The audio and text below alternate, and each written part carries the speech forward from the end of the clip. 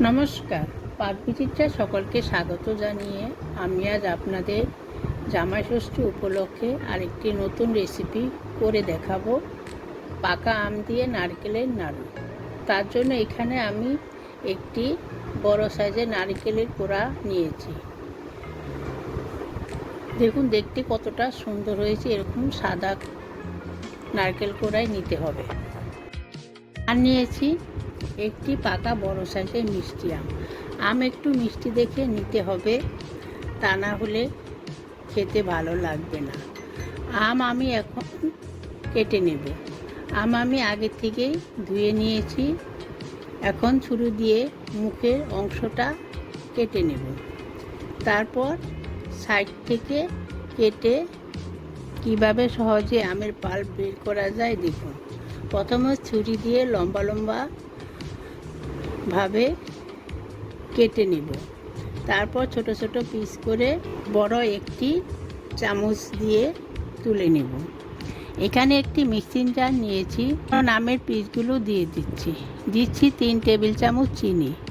এখন ঢাকা দিয়ে মিহি আমের পিউরি তৈরি করে নেব।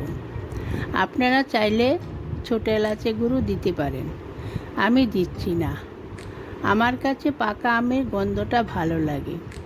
দেখুন আমের পিউরি তৈরি হয়ে গেছে। আমি মিহি করে আমের পিউরি তৈরি করে নিয়েছি। দেখুন নাড়ুটা বানানোর জন্য গ্যাসে একটি ননস্টিক প্যান বসিয়ে নিয়েছি। এখন দিচ্ছি নারকেল কোড়া, দিচ্ছি আমের পিউরি, দিচ্ছি পাকা আমের নারকেল নাড়ুর স্বাদ বাড়ানোর জন্য 3 টেবিল চামচ গুঁড়ো দুধ। এখন গ্যাস লোতে রেখে অনবরত নেড়ে চেড়ে আম গুঁড়ো দুধ ভালো করে মিশিয়ে নেব। দেখুন সমস্ত কিছু ভালোভাবে মিশে গেছে। এখন অনবরত নেড়ে চেড়ে জাল করে নেব যাতে তলায় লেগে না যায়। তলায় লেগে গেলে নাড়ু খেতে ভালো লাগবে না। এখানে মিষ্টি আপনারা আপনাদের স্বাদ অনুসারে দিতে পারেন, বাড়িয়ে কমিয়ে নিতে পারেন।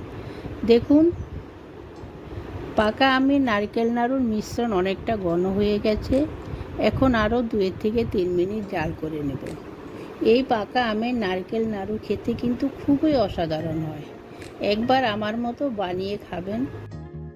দেখুন পাকা আমের নারকেলের নাড়ুর মিশ্রণটা তৈরি হয়ে গেছে। প্যান থেকে ছেড়ে ছেড়ে আসছে। আমি হাতে নিয়ে একটু দেখিয়ে দিচ্ছি মিশ্রণটা ঠিকঠাক পাক হয়েছে কি না। হাতে মিশ্রণ থেকে কিছুটা মিশ্রণ নিয়ে এভাবে গোল করে দেখবেন দলা পাকিয়ে গেছে। তাহলে বুঝবেন নাড়ু বানানোর জন্য ঠিকঠাক পাক হয়ে গেছে। এখন নামিয়ে ঠান্ডা করে নিতে হবে হাত সহ অবস্থায়। দেখুন মিশ্রণটা ঠান্ডা হয়ে গেছে। এখন নাড়ু বানিয়ে নিব। এখন কিছুটা মিশ্রণ হাতে নিয়ে প্রথমে চেপে চেপে গোল করে নিব। তারপর 2 হাত দিয়ে ঘুরিয়ে ঘুরিয়ে গোল করে নিব। আমার চ্যানেলে এ ধরনের নারকেলের নাড়ু আরও রয়েছে, দেখবেন। আমার চ্যানেলটি সাবস্ক্রাইব করবেন, আমার রেসিপিটি দেখবেন।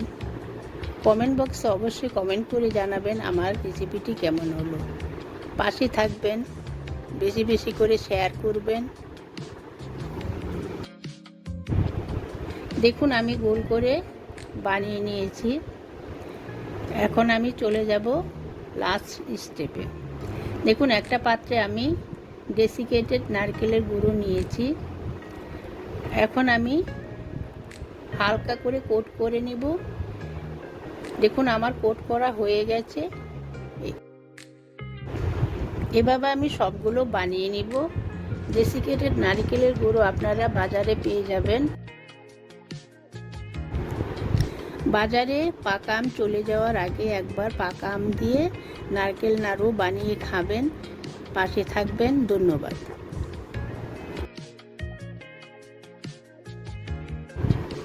এখন আমি উপরে কিশমিশ দিয়ে গার্নিশ করে নিচ্ছি।